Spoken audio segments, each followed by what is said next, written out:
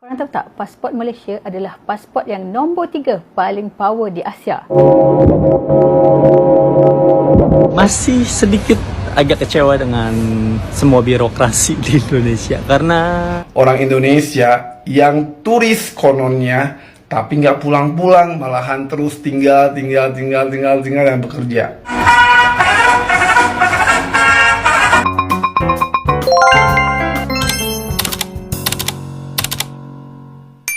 Oh hai, oh halo, hai semuanya.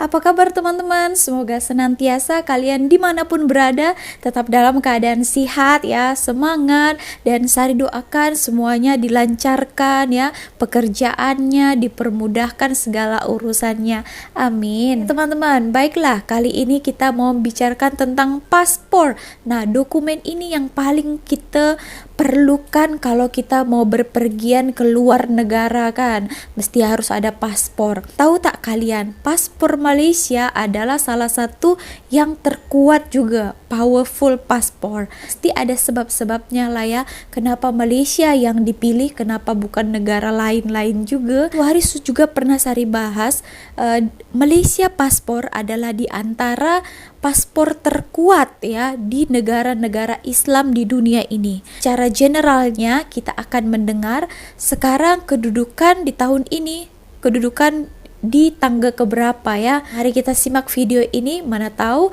informasi ini sangat berguna buat kalian yang ingin berpergian keluar negara ataupun ada rencana nantinya. Seperti apa? So, mari kita tonton.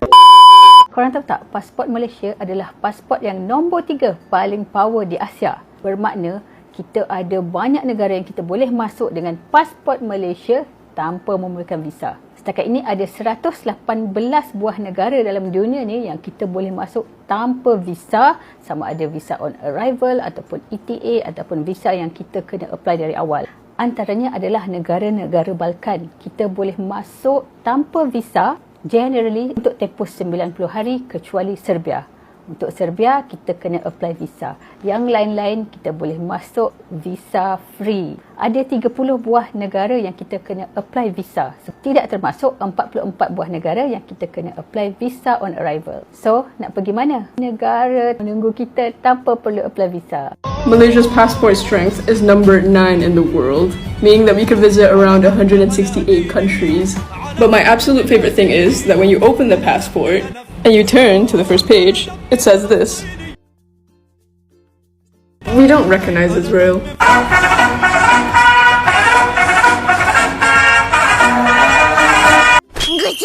Nah, Malaysia bebas visa 118 negara ya. Tahu Sari kalau Indonesia hanya 78 saja ya.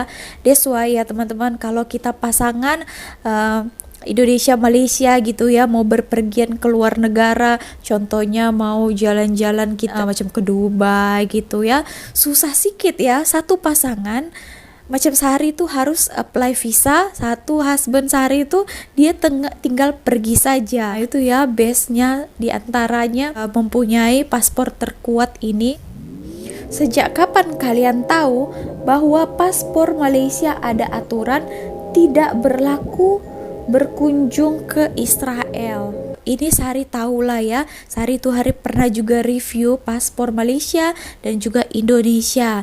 Malaysia memang di depan halaman di depan itu ada memang tertulis ya, kecuali Israel, macam itu saja. Seperti yang mungkin kalian sudah tahu ya, Malaysia sampul paspornya itu adalah berwarna merah ya, paspor Malaysia.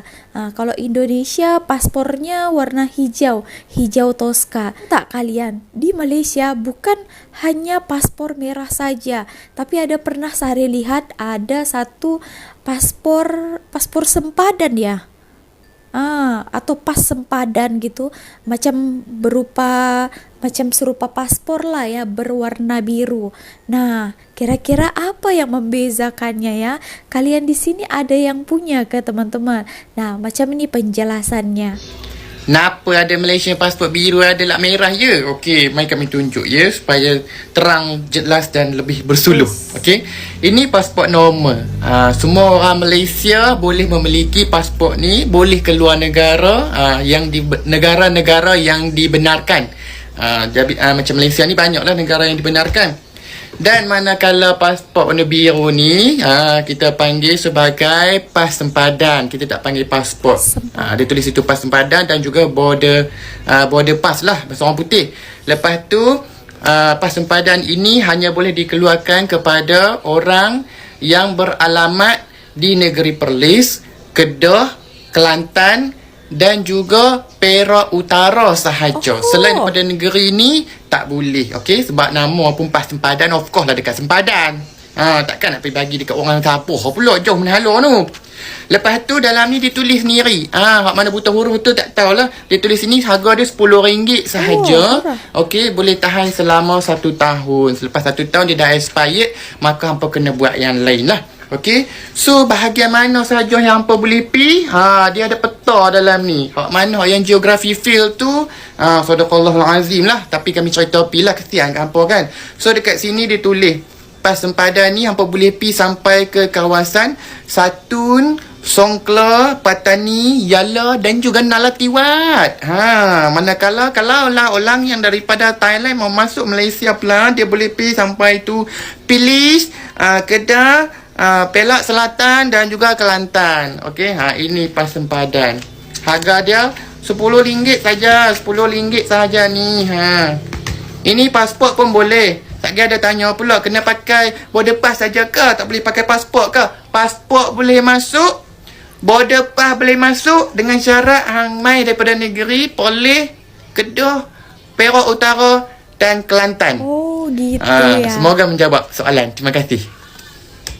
Ternyata itu ya yang membezakannya, itu bukan paspor namanya, mereka panggil pas sempadan ya. Sari pun baru tahu juga keberadaan itu ya.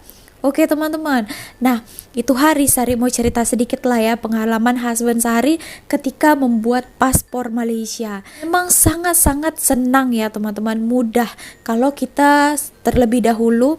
Sebelumnya kita harus buat appointment ataupun temu janji, kita berniat untuk renew paspor, ataupun kalau yang baru punya paspor kena urus yang baru ya. Itu hari renew ya. Memang itulah ya yang paling bestnya di Malaysia ini, segala urusan kalau semuanya lengkap ya dipermudahkan. Apalagi orang-orang Malaysia ya kan, mereka dokumen betul lah kan. Sampai kita di sana ya kita hanya menunggu beberapa, sampailah 1 jam macam itu. Kita sarapan saja sudah dipanggil nomor, kita tengah tunggu 30 menit ke 1 jam, tak sampailah. Kalau macam cawangan-cawangan kecil macam itu, kalau mungkin di Putrajaya lebih ramai orangnya, Sari tidak tahu. Tapi itulah ya, itu hari kita tunggu tak sampai 1 jam terus jadi, tahu teman-teman. Ini renew ya, Sari tak tahu kalau buat paspor baru ketika itu renew.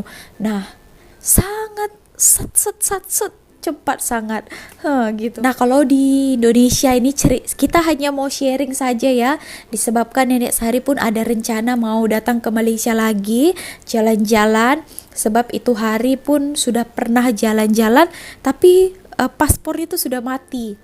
Sudah lama tak datang ke sini, tapi dia mau renew, katanya kena tunggu 1 minggu atau lebih baru boleh siap teman-teman. Ada juga sebenarnya boleh siap cepat, tapi sayangnya kena bayar ya mahal. Kalau mau 1 hari siap boleh, tapi ada mengeluarkan uang juga ya. Kalau mau cepat macam 1 juta ke, macam itulah untuk pembuatan, untuk dapat kalau mau cepat 1 hari. Oke teman-teman, nah di sini ada sharing lah ya, komplainan juga daripada orang-orang yang mau keluar negara tapi dipersulit juga ya di Indonesia. Seperti apa pengalamannya? Jom kita dengarkan. Kocaknya ngurus administrasi di negara ini. Gue lagi di kantor imigrasi, lagi ngurus-ngurus perpanjang paspor sendirian. Masih sedikit agak kecewa dengan semua birokrasi di Indonesia, karena katanya kalau mau bikin paspor, mau ngurus paspor itu harus via online, Jadi gue semuanya udah ngurusin online dari jauh-jauh hari, bayarnya pun udah duluan. Gue pikir emang semuanya udah jadi online gitu. Tapi ternyata belum 100% online. Masih butuh kertas-kertasan, masih butuh print-printan. Dan gue tahu pasti masih membutuhkan itu gitu. Jadi gue mengantisipasinya dengan cara bawa satu bundel dokumen-dokumenan gue ini, satu folder gede, pokoknya segala fotokopian apa segala macam ada di situ semua. Terus bener aja deh tuh, butuh ternyata fotokopi KTP. Lagi-lagi selalu, always fotokopi KTP selalu dibutuhkan dimanapun birokrasinya. Padahal tadi online sudah. Dimanapun kita ngurus administrasi, Tapi fotokopi mau KTP yang butuh. offline juga ya. Oke, karena gue udah banyak tuh stok fotokopi KTP gue di folder ya kan. Tapi yang ya fotokopi biasa lah, yang kotak kecil-kecil gitu ya kan, yang ukuran KTP. Ternyata di sini tidak bisa. Tidak berlaku karena yang dibutuhkan adalah fotokopi KTP yang belum digunting-guntingin, yang masih berbentuk kertas A4. Coba. Maksudnya perkara fotokopi doang, apa bedanya yang udah digunting-guntingin sama yang ukurannya masih kertas A4 gitu? Kenapa gitu? Salah gue juga sih, tadi gue nggak nanya. Kan sama-sama fotokopi, sama-sama jelas, sama-sama kebaca. Tapi perlu yang masih ukuran A4. Mau nggak mau kan gue harus fotokopi juga di situ. Dan lu tahu harga fotokopi di situ berapa? Pokoknya tadi fotokopi masih murah, cuman 1.000 doang, oke lah gitu. Ngeprint 5.000. Tadi ada bapak-bapak, dia ngurusin mungkin 3 atau 4 orang gitu, ngurusin paspor.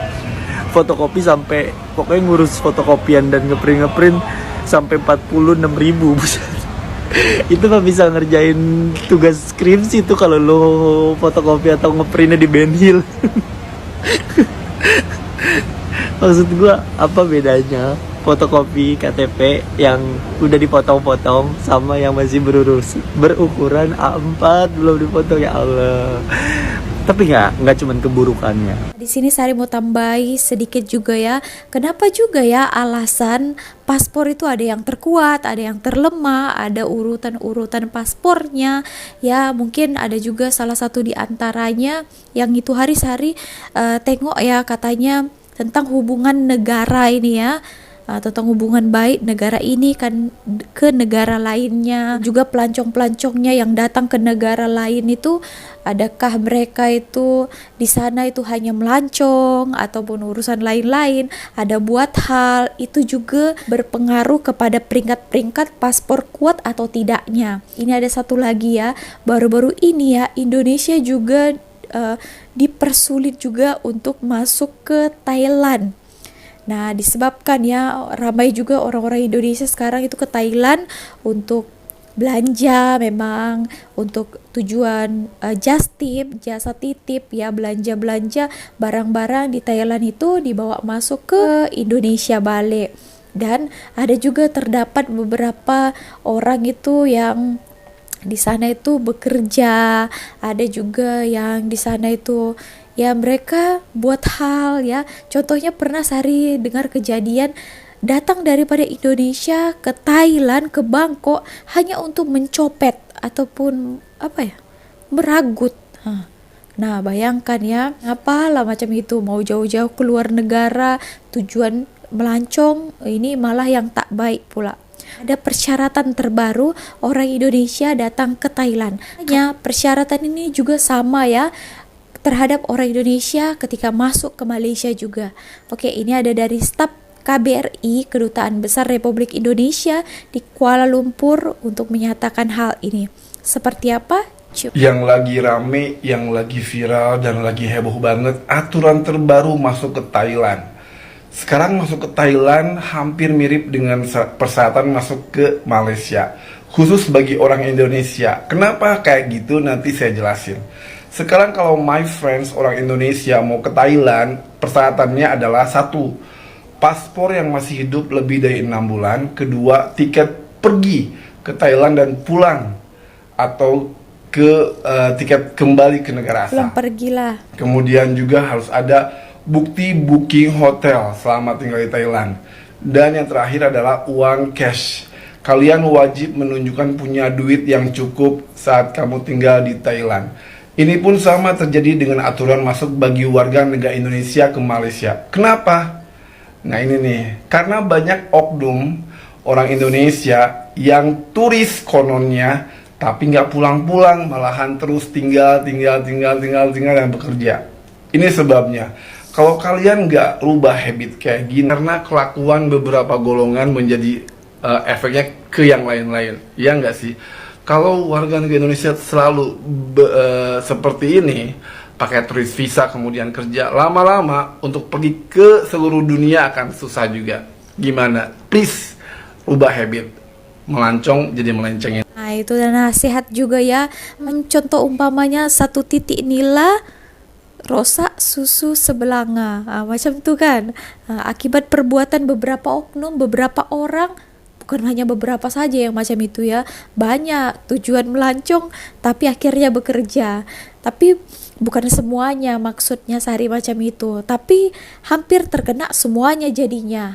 Jadi dipersulitlah masuk ke negara-negara, contohnya ke Malaysia, ke Thailand lagi ya. Jadi ya kena ikutin juga lah kalau memang tujuan kalian itu benar-benar melancong ke suatu negara. Oke teman-teman, so segitu aja video kali ini. Kalau kalian ada pandangan lain, komentar lain, boleh kasih dekat bawah. Dan juga nanti kalau ada pertanyaan, Sari akan coba jawab semampu apa yang Sari tahu. Ya teman-teman, terima kasih telah menonton video ini. Kalau kalian suka, jangan lupa untuk klik tombol like-nya. Dan juga untuk subscribe channel ini, tanda kalian support Sari. Karena sekejap lagi kita akan mencapai 100.000 subscriber. Tak terasa ya. Oke, sampai jumpa di next videonya bersama Sari lagi. Bye.